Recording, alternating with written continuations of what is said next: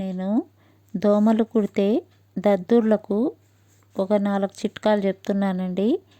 తులసాకుల రసము బాగా రుద్దామంటే దద్దర్లు బాగైపోతాయండి. లేదంటే కలబంద ఉంటుంది, ఆ కలబంద కొంచెం ముక్క తీసుకొని మధ్యలో కోసి అది బాగా రుద్దామంటే దద్దర్లు మంట తగ్గుతుందండి. లేదంటే వంట సోడా ఉంటుందండి ఇంట్లో, అది నీరేసి బాగా పేస్ట్ చేయండి. ఆ పేస్ట్ రుద్దినామంటే కూడా బాగవుతుంది. లేదు తేనె పూస్తే కూడా బాగైపోతుంది. ఇవేమీ దొరకని పక్షంలో మీరు ఇంట్లో ఉండే ఫ్రిడ్జ్లో ఐస్ క్యూబ్స్ ఉంటాయండి. ఆ ఐస్ క్యూబ్స్ తీసి బాగా రుద్దినామంటే చల్లగా ఉంటుంది. అది దద్దర్లకు బాగా పనిచేస్తుందండి.